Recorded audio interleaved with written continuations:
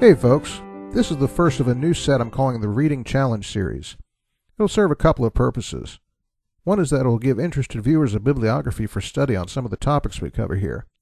But as the title implies, it also has a rhetorical function. The idea is that these will be posted as open challenges to fundy atheists to read some serious scholarly material. The function of that is rhetorical because I'm pretty sure 99% of them won't read what I list. Oh, I know a couple of you non-fundy atheists will be interested. I'm not talking about you. But I am talking about the average atheist here on YouTube. The list this time has books on the social sciences, books on honor and shame, collectivist societies, and the social world of the Bible. This is an area where some of these fundy atheists accuse me of making stuff up. Like, for example, I've been accused of simply making up the idea that a woman might prefer a second chance at honor and life in Deuteronomy 21. Well, I don't make it up. I have two kinds of sources for that sort of information. One of them is what could be called native witnesses, people who live or have lived in societies like those which still comprise at least 60% of the world today. One of my friends in this regard, who has starred briefly in one of my vids, has confirmed for me that the sort of view of honor and life I gave for Deuteronomy 21 is perfectly intelligible and consistent with an honor-based society. He also gave me an example of a practice that is in some critical ways similar. In his native Indonesia, he tells me, persons who commit certain sexual indiscretions are compelled to marry each other, and that's a way the community keeps a tight lid on certain kinds of indiscreet behavior. So, don't accuse me of making things up just because you don't have an answer, fundy atheist.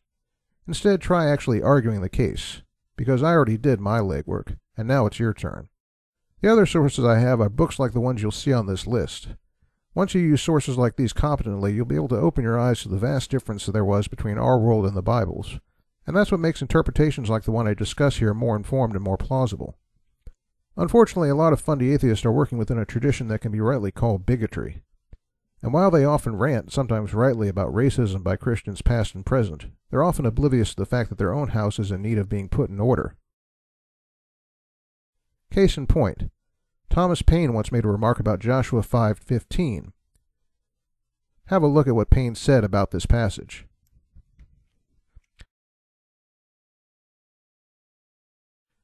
Now we could say a lot here, but I want to focus on a point relevant to social science.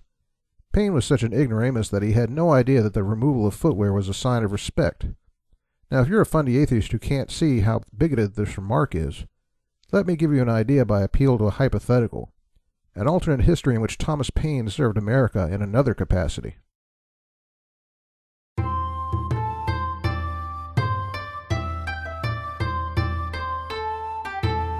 I understand that the American ambassador should be here. Yes, I believe he will be.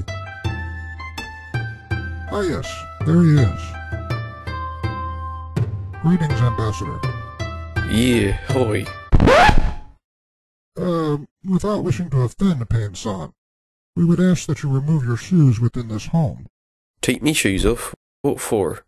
You might as well tell me to put up me breeches. Say, why you bent over like that? You getting sick? Well, Paine, what did you bring back from Japan? Declaration of war. Yes, fundy atheist, that's what you're doing a lot of the time when you criticize the Bible. And I'd say that even if I were an atheist myself. So here's the challenge. In a moment you'll see a list of books I challenge you to read.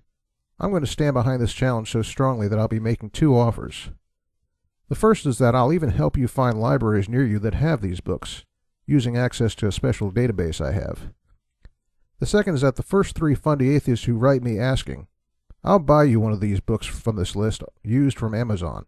No cost to you. It'll be interesting to see whether I even get three who take me up on this. I'll leave some space for annotations at the end of this vid to let everyone know what happens. That's all for this round, except the books, which are to follow. Until next time, this is JP Holding. See ya.